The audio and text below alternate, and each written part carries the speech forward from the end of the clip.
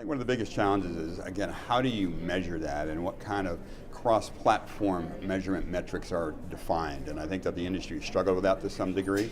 I think ComScore is making some inroads in that, as are Nielsen, but I think that's probably the biggest challenge. There's no question that measuring TV in the short term, which I would say is the next 3 years or so, is going to get more complicated. There is still this question about, well, just what is the currency going to be?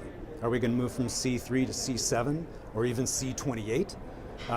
As more and more of that viewing goes to on-demand and goes across these devices, there's a big question, is that basis of the audience at the program even the right construct in which to measure it? Or does it become more of a individual measurement and looking at who are the people watching and kind of what they're watching is less relevant?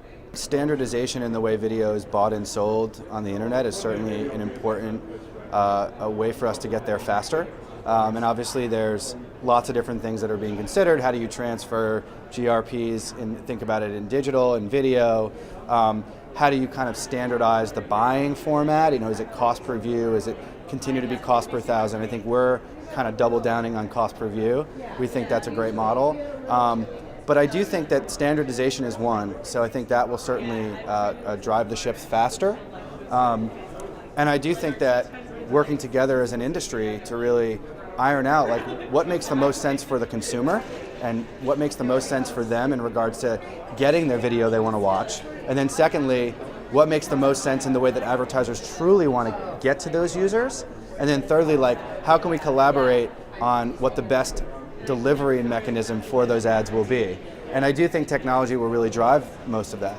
I think that what we're facing in many ways is the verge of an ad tech explosion in the video space that we've seen, of course, over time with digital.